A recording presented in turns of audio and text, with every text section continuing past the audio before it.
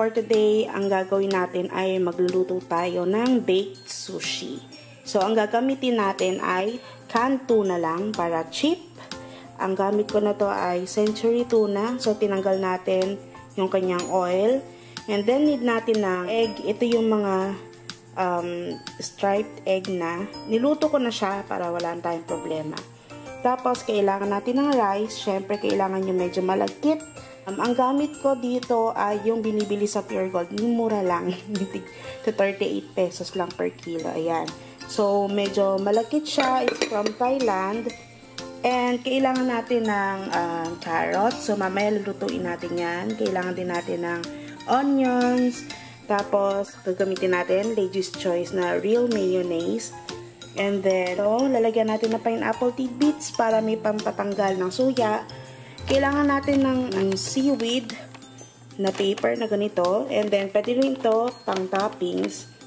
At ito, yung ginagamit ko. So, pwede yung furikake from Japan. Pero, ito, ang kasama nito ay sesame seeds. Tapos, nori. Ayun, crushed nori. And then, for toppings, need din natin ng quick melt na kahit na anong brand. And, need din natin itong sesame oil. So, mag-start na tayo.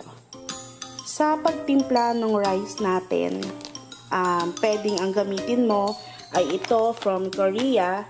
Pero ang gagamitin ko yung from Japan kasi meron na to kasamang sesame seeds. Tapos, kailangan din natin, kailangan din natin ng sesame oil. So, lagyan natin ng sesame oil. Yan. Oops. Hindi naman sobrang dami. Ayan. Kung makikita nyo, ito yung itsura niya sa loob.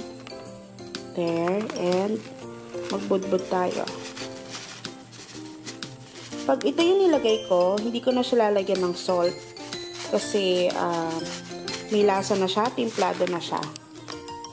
Then, i-mix na natin to. So, kaya inuna ko yung rice dahil kailangan hanggang mainit siya. So, mix na natin siya. And then, i-cover na lang natin later pagka okay na siya. So, ayan na, na-mix na natin and takpan natin para hindi siya lumamig. Okay, so, ang gagawin naman natin ay yung ating ipang toppings or yung parang palaman, ganun. Toppings, tapos palaman. So, lagyan na natin yung tuna. There, here. And then, onion.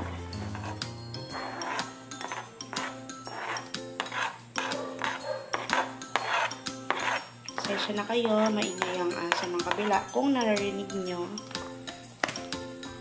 And, ilagay na rin natin itong ating cheese.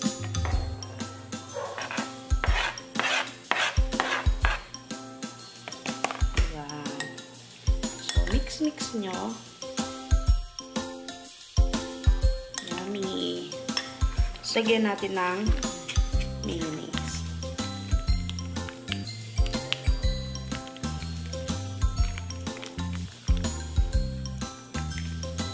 Yum.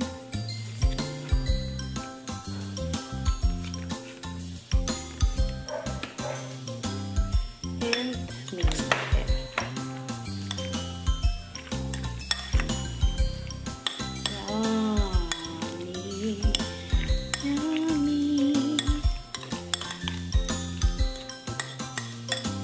Kung gusto nyo, pwede nyo rin lagyan ng konting paminta. Tsaka, kung medyo kulang pa sa inyo sa alat, lagyan nyo ng konting salt. And then, lagay na natin itong ating tidbits. So, kailangan na drain na siya. Well, ito ay optional lang, pero pwede mo lagyan para merong pampatanggal umay doon sa mga mahilig maglagay ng pineapple. There you go. So, ako, nilalagyan ko siya ng konting sugar para meron siyang konting taste ng tamis. tagal isipin, nagahang.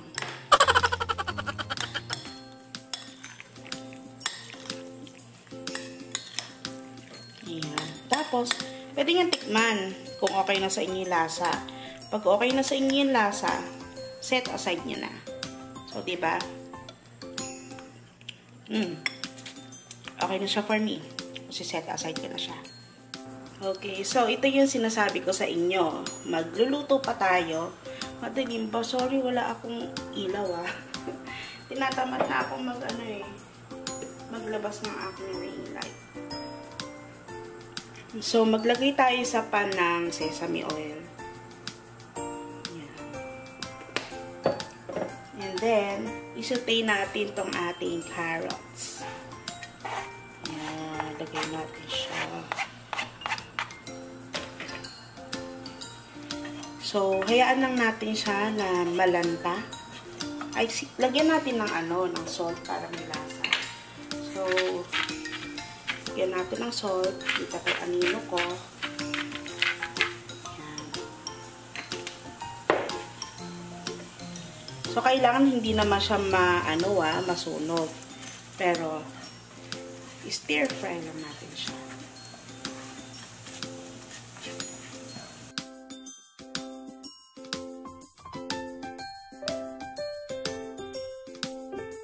Continuous nyo lang halo para hindi, hindi masunog, hindi magtotong, hindi masunog. Yan. So, pag ganyan na siya, lanta na, okay na siya, patayin nyo na yung apoy. Kasi isasalang naman natin siya sa oven So, maluluto pa siyang konti. Ayan. So, umiba na tayo ng angulo. Madilim pa ba? So, ito, naglalagay na tayo sa pan. As in, ganun lang kadali, guys. Walang, kumbaga no hassle. So, sa pan natin, ingay, maglagay tayo nitong ating rice.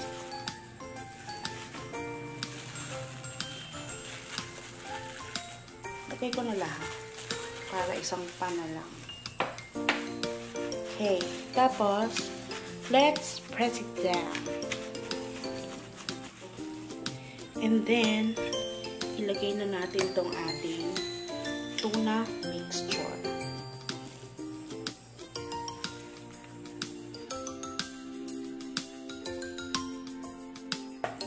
So, ikakalat ko muna siya. Grabe ang init.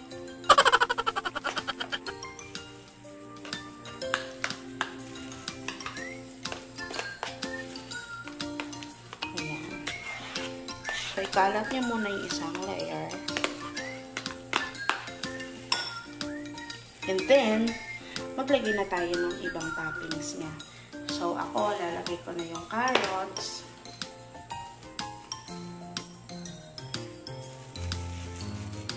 Yan.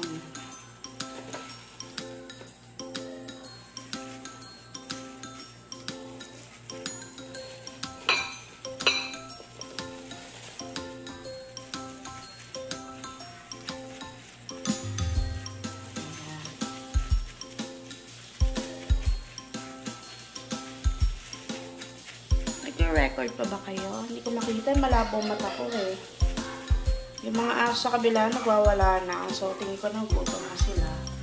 And then, ilagay na natin itong ating egg. So, ang kapal ng ating sushi. Okay lang yan.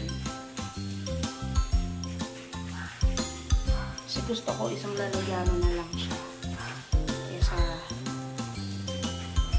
dami pa tayo ng bukasan.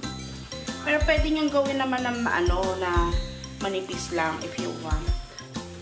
Pero ako sa akin okay lang siya na ganyan. Kasi minsan pinapapakla lang din namin or i-wrap namin sa lettuce. Depende kung anong trip. Ayan. So, ayan na yung egg. And then, ilagay na natin itong last na topping.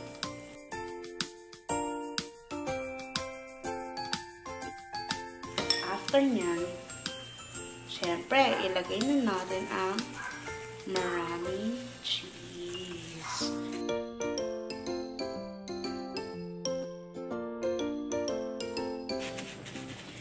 And we're done. So, discretion nyo na kung gusto nyo lagyan ng toppings ng seaweeds or hindi. Diba? Pero, pwede. Lagyan natin. Why not? Diba? Ayan. So, kumuha tayo dito. Dito na lang tayo kumuha. Since gagamitin naman natin siya later. Oops! Muntik na.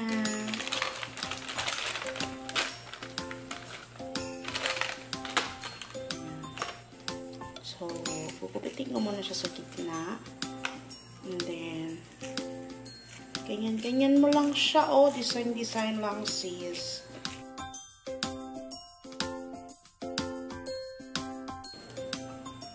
Oh, ayan. Tapos na. Tapos, pwede rin lagyan ng sesame seed if you want. Tapos, lagyan lang natin ng sesame seed sa ibabaw. Talpa. And then, isa lang natin sa ating oven. So, for 10 minutes, nag-preheat ako, 10 to 15. Nag-preheat ako sa 210.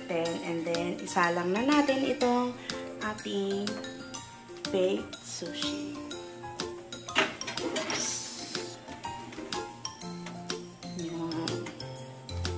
There we go. And then, ibaba natin siya sa 180 at i-oven natin siya for 10 to 15 minutes. So, pagpasensya na yung mga tulo, hindi ko malaman kailangan tanggalin.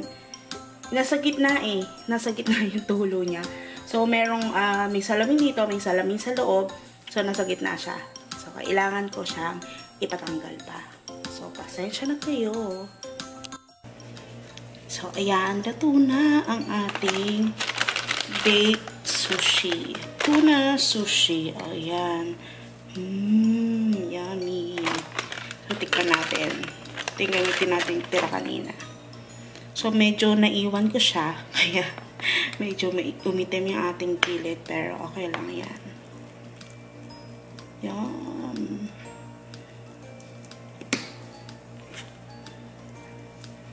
Legit na legit to.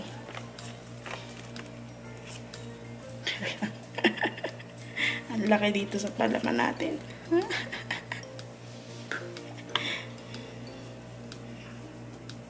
Taste test. Yummy.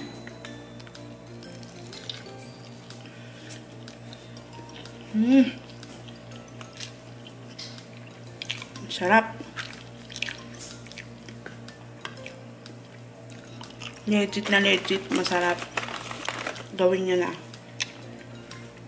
Pag di masarap, mag-comment kayo dyan ah. Gawin nyo na. Sarap. Yummy, yummy. Hindi pa. Tamatapon. Ang legit oh. Ang sarap niya.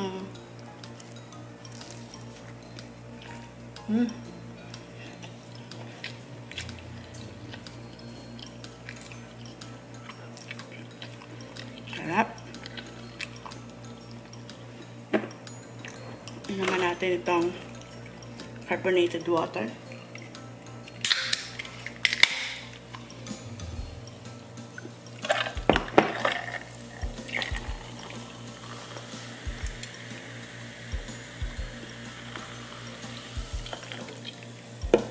Sarap. Isa pa. Kinuha ko na isang buong hilera.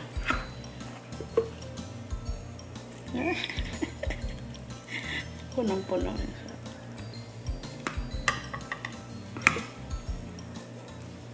Go.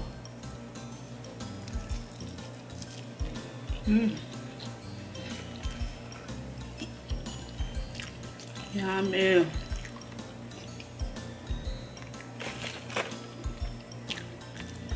Mutin pa natin ito nasa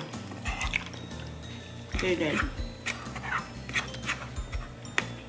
Legit.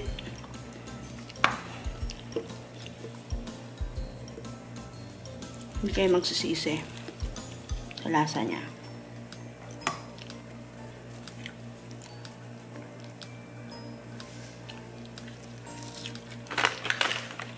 Tapos na.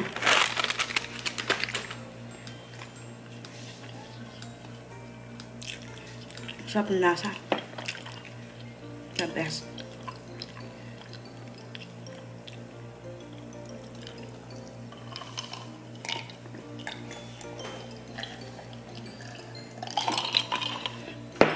Sarap.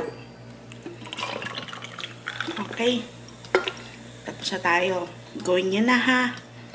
Pag masarap, mag-comment kayo. At huwag nyo kalimutan na mag-subscribe sa akin channel para maging updated kayo.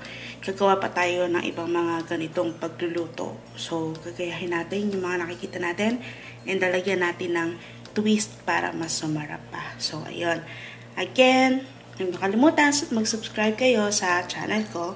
Ako, si Iya Ramirez. Di mo na magpapakita sa inyo kasi pagluluto itong ginawa natin. Pero sana nag-enjoy kayo at gayahin nyo ito. Okay, sige. Bye-bye na. Till next time. Bye! Yummy!